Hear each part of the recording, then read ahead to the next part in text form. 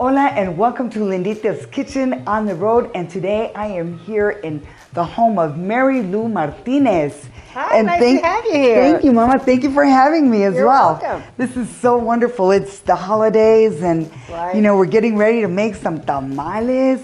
So tell me your traditions of tamale making. It started with my mom. She always used to make them for Christmas. Uh-huh.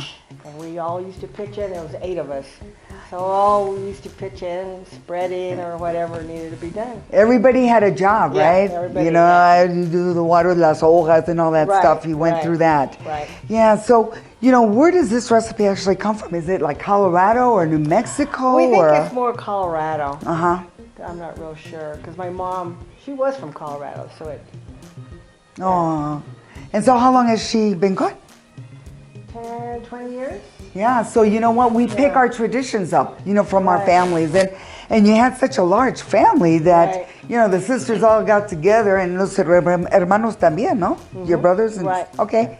And again, you know, that is a tradition in our family. Everybody kind of throws in, you know, the time, and it just makes it for a wonderful holiday and, Right, yeah. and memorable too. And whoever can show up, shows up. Right.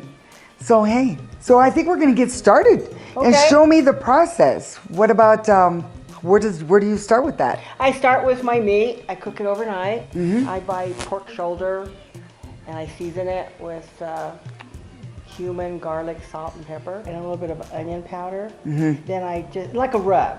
Right. And I just rub it all over the pork shoulder. Then I put the pork shoulder in the oven for about 400 for about 30 minutes, just to get a little brown color. Right. And then I turn the temperature down to 250, and it cooks all night. Okay, so you put yours in the oven. I put mine in the oven. Okay, so, and the difference is in our traditional way of cooking it is we do it on the stovetop. And we let it cook, and you can also use a slow, pressure. And everybody, like, we Yeah. all have our own Right. style of doing it. But this is one way of cooking it. And it's overnight at what temperature again? About 250 overnight, and it just makes the meat real tender and the juices. Okay. And And you foil that. no, I don't foil it at all. Oh, okay, so you No, leave it open. I leave it open. Okay, well, this is good to know. This is Because part of the tamale process. It browns the meat, and it Okay. gives the meat more flavor, I Okay. think. Yeah. Okay. Yeah, you're probably right because I've sampled some. Yeah. Okay, so Marylou, in the chili process, okay, where do you get your chilies? Just the local grocery store. I get the chili pods, the red Okay. chili pods, and they're always in the international section, Mexican Sure. section. Uh-huh. Then you have to bring them home, and I empty out the pods, wash them out. Okay, so Then you break them. Oh, I because they're break 'em. dried, right? Yeah, they're dry. Mhm. So you break them, you take seeds out, and then you cover them with water, and you simmer them for about 15 minutes until they start getting soft. Soft, and then the water And the water turns turns. red. Yeah. Right? Yeah. So then, in that process, you know it's ready to go Right. into the next process. Right. Okay? So the chili process sounds pretty easy, right? It's very easy, yeah. Yeah. Because after the chilies are simmer for about 15 minutes, they're soft. Uh-huh. I take my blender and I put them in the blender with some of the chili water, Okay. and you process it Okay. and then I strain it.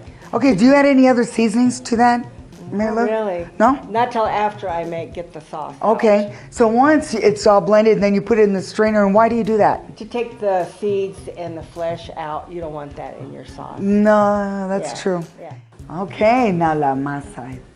Tell me about your masa. Do you actually get the store-bought, or do you make it by scratch? I or- make it by scratch. I buy the masa raw from, Okay. from your local stores, whoever carries it. Uh-huh. And then I'll add, I put it in my KitchenAid because it's easier.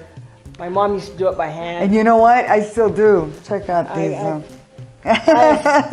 No, so you use that one, and that's great. This is the new way. This is the future. It's the high tech stuff. My KitchenAid works faster than I do. Étale, well, Yeah. see. So Marylou, when do you know when the masa is ready to spread? My mom taught me you take a cup of cold water, Uh-huh. and you take a dab of masa, and you throw it in the water, and if it floats up to the top, it's ready. And if it doesn't, you got to keep working. That was my next question. And then I put shortening, my baking powder, and I use some of the broth of the meat to get it to the spreading consistency that I want. Okay, so there's no measurements like 2 cups of this and 3 cups of that, and not really, Sort right? of, but not really. Okay. Yeah, because you know what? And that's the way my mother did it too. Yeah. So for us, you know, you got to do it your way. It's all about taste and how it looks and everything. Okay. Well, let's start getting those husks Oh, okay. soaked, eh? Okay, so what do we do with the husks? The Las hojas? hojas, yes. Well, we have to soak them. I soak them for about 15-20 minutes in hot water in the sink. And just make sure that they get soft and clean. And some of clean, the- because they have a lot of the hair the or soak. whatever. They Yeah. call it. Mm-hmm. Yeah, and then you just take them out, drain them.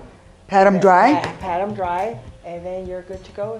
Start spreading the masa. Ooh la la, Yeah. let's get doing it. So just to review, we've got our meat, our masa, and our hojas all cleaned, and we're ready to go. Ready? Yeah, right.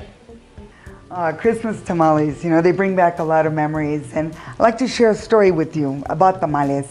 There was a year that we had moved to Illinois, to Woodstock, Illinois, and we didn't really know our area. And being that we're farm workers, you know, but we didn't have anything that year. My mother said Santa Claus was not coming because, you know, other children needed him. And we were like, oh, what? What do you mean by this? And she said, no, but you know what we're going to do? We're going to make tamales. And we're going to make them up and we're going to unwrap them on Christmas Day. Oh. And that's going to be our gift to each other. Oh. And now it's tamale tasting Tasting time. time. Let's do it. Okay. Oh, my goodness, you know? Let's roll it off, honey.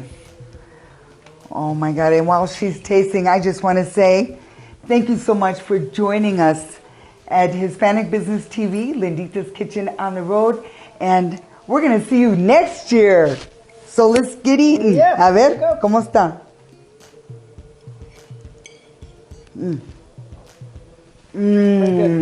Está. You can taste the love, honey. Oh, thank you. You can. It's delicious.